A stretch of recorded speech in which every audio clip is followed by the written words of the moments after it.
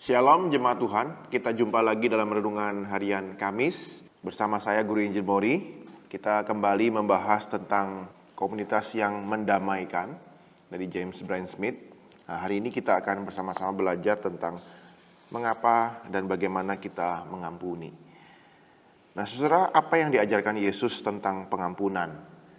Bagaimana Yesus mengajar kita tentang rekonsiliasi? Nah, Yesus menyampaikan sebuah kisah perumpamaan, yaitu perumpamaan tentang orang yang diampuni. Nah, saudara, kisahnya disampaikan dengan cara terbalik. Ada seorang yang telah diampuni atas kesalahannya yang besar, namun dia tidak sanggup untuk mengampuni orang lain dengan kesalahan yang begitu kecil. Yesus menggunakan uang atau hutang sebagai metafora kisahnya. Mari kita simak dan dengarkan ceritanya. Kemudian datanglah Petrus dan berkata kepada Yesus, Tuhan, sampai berapa kali aku harus mengampuni saudaraku jika ia berbuat dosa terhadap aku? Sampai 7 kali? Yesus berkata kepadanya, Bukan, aku berkata kepadamu, bukan sampai 7 kali, melainkan sampai 70 kali 7 kali. Sebab hal kerajaan sorga seumpama seorang raja yang hendak mengadakan perhitungan dengan hamba-hambanya. Setelah ia mulai mengadakan perhitungan itu, dihadapkanlah kepadanya seorang yang berhutang 10.000 talenta. Tetapi karena orang itu tidak mampu melunaskan hutangnya, raja itu memerintahkan supaya ia dijual beserta anak istrinya dan segala miliknya untuk membayar hutangnya. Maka sujudlah hamba itu menyembah dia. Katanya, sabarlah dahulu, segala hutangku akan kulunaskan. Lalu tergeraklah hati raja itu oleh belas kasihan akan hamba itu, sehingga ia membebaskannya dan menghapuskan hutangnya. Tetapi ketika hamba itu keluar, ia bertemu dengan seorang hamba lain yang berhutang 100 dinar kepadanya. Ia menangkap dan mencekik kawannya itu. Katanya, bayar hutangmu. Maka sujudlah kawannya itu dan memohon kepadanya, sabarlah dahulu, hutangku itu akan kulunaskan. Tetapi ia menolak dan menyerahkan kawannya itu ke dalam penjara sampai dilunaskannya hutangnya. Melihat itu, kawan-kawannya yang lain sangat sedih, lalu menyampaikan segala yang terjadi kepada tuan mereka.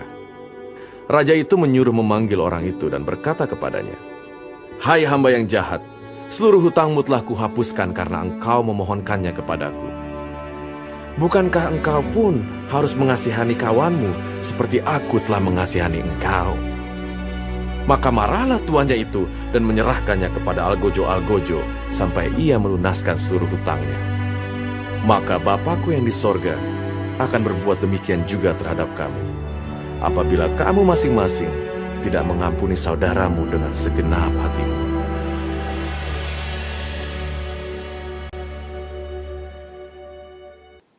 Nah, saudara, apa makna dari perumpamaan ini? Perumpamaan ini ditujukan untuk menjawab pertanyaan, seberapa banyak dan seberapa sering kita harus mengampuni orang lain.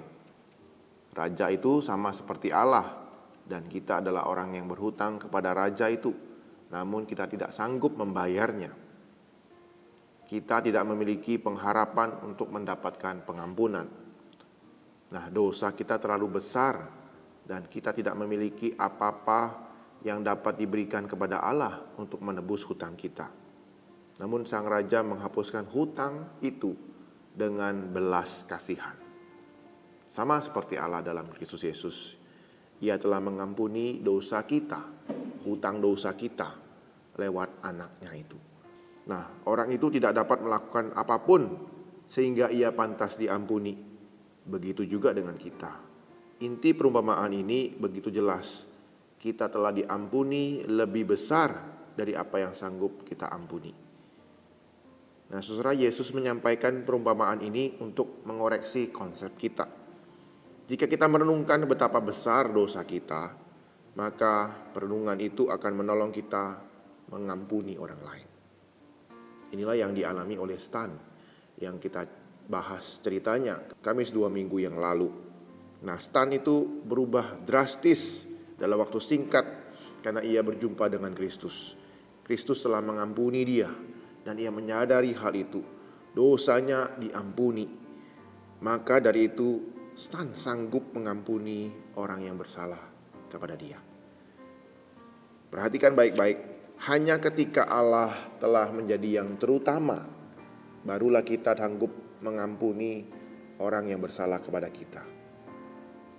Dan kalau kita memaksa setiap orang mengampuni orang lain yang menyakiti dia, sebelum ia mengalami pengampunan Kristus, akan sulit bagi dia. Itu akan membuat dia makin hari makin tertekan, karena dia tidak sanggup mengampuni orang lain itu. Dan dia pun tidak sanggup mengampuni dirinya sendiri. Sebelum orang itu mengalami kasih Kristus, pengampunan yang diberikan oleh Tuhan Yesus, ia tidak akan sanggup mengampuni orang lain. Nah, saudara, perumpamaan yang Yesus sampaikan itu diakhiri dengan orang yang jahat itu dilemparkan ke penjara dan disiksa seumur hidupnya. Lalu Yesus berkata kepada muridnya, "Maka Bapakku yang di surga akan berbuat demikian juga terhadap kamu, apabila kamu masing-masing tidak mengampuni saudaramu dengan segenap hatimu." Nah, saudara, kita sangat bisa keliru untuk memahami bahwa pengampunan dosa itu tergantung kepada kemampuan kita untuk mengampuni orang lain. Seolah-olah ini adalah sebuah transaksi jual beli. Kita mengampuni, maka Allah akan mengampuni kita. Nah, banyak orang berdasarkan doa Bapa kami juga memahami konsep seperti ini. Nah, konsep seperti ini salah, saudara. Kita perlu membahasnya karena banyak orang yang berpikir demikian. Jadi kalau kita bisa mengampuni orang lain, maka Tuhan akan mengampuni kita. Nah, ini salah, ini kebalik, saudara. Nah, saudara, Yesus sedang berusaha menunjukkan kesalahan dalam menerima pengampunan Allah atas dosa yang tidak terhitung. Namun, sebaliknya kita tidak mau mengampuni orang lain hanya karena 1 atau 2 kesalahan ataupun ratusan kesalahan kepada kita. Nah, sungguh aneh jikalau kita merayakan, bersuka cita atas pengampunan yang Tuhan Yesus berikan kepada kita. Namun kita tidak mau mengampuni orang lain yang telah menyakiti kita. Itu aneh, saudara. Kita bersyukur atas pengampunan Tuhan. Kita memuji Tuhan atas belas kasihan dan kasih-Nya, anugerah-Nya kepada kita. Itu pengampunan. Tapi ketika berhadapan dengan saudara kita yang bersalah kepada kita, kita tidak mau mengampuni. Nah, sebuah komunitas yang telah diampuni haruslah menjadi komunitas yang juga mengampuni. Pengampunan Allah kepada kita tidak punya syarat. Bukan karena kehebatan kita ataupun jasa kita. Lalu mengapa kita mengampuni orang lain dengan syarat? Kita menjadikan pengampunan itu sebagai sebuah transaksi, menunjukkan bahwa kita itu cenderung melakukan legalisme. Saya tidak sanggup mengampuni orang lain karena merasa tidak adil. Kok saya mengampuni dia? Dia sudah menyakiti saya. Dia berhak menerima penghukuman itu. Dia tidak berhak menerima pengampunan saya. Dia tidak layak. Mereka tidak layak menerima pengampunan saya. Memang benar. Jika demikian, seperti itukah kita ingin diperlakukan orang lain? Yesus berkata, "Baiklah, jika kamu memang ingin menggunakan prinsip itu, prinsip keadilan, maka kamu akan mendapatkan keadilan. Kamu akan mendapatkan hukuman." Ya saudara, Anda ingin diperlakukan seperti apa? Diperlakukan berdasarkan belas kasihan atau keadilan? Sanggupkah kita menatap Allah dan menuntut hak kita? Jika ada orang yang bersalah kepada kita, namun kita kemudian memohon ampun atas kesalahan yang kita perbuat. Tidak mungkin bisa seperti itu, Bapak Saudara. Inilah yang Yesus maksudkan ketika kita menikmati pengampunan Tuhan. Begitu besar dosa kita kepadanya. Dan Allah merindukan kita juga memberikan pengampunan kepada orang-orang yang bersalah kepada kita. Dan menjadikan kita komunitas yang mengampuni. Kata-kata Yesus dalam doa Bapa kami menjadi sebuah peringatan yang harus kita dengarkan terus-menerus. Karena kita tahu bahwa kita telah diampuni begitu rupa. Dosa-dosa kita sudah dihapuskan. Oleh karena itu kita mengampuni. Memang tidak mudah, Bapak Ibu Saudara. Kita bergumul dengan rasa sakit, kecewa, pedih, luka dalam hati kita. Itu tidak mudah, namun bukan berarti tidak mungkin. Biarlah kita terus dipenuhi oleh kasih Tuhan dan anugerah Tuhan dalam kehidupan kita, sehingga kita belajar mengampuni. Dan itu membutuhkan waktu, itu membutuhkan perjuangan. Jadinya kita boleh melakukannya, dan kita terus setia kepada perintah Tuhan ini. Mari kita bersama-sama berdoa. Tuhan, kami bersyukur buat firman-Mu yang telah menolong kami.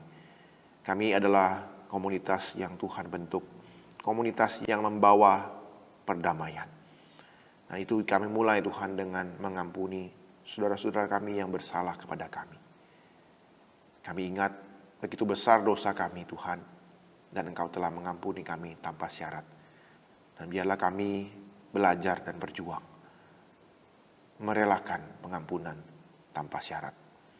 Terima kasih Tuhan Yesus, tolong kami melakukan firman-Mu, dan berkatilah kehidupan kami sepanjang hari ini. Dalam nama Tuhan Yesus kami berdoa dan ucap syukur. Amin.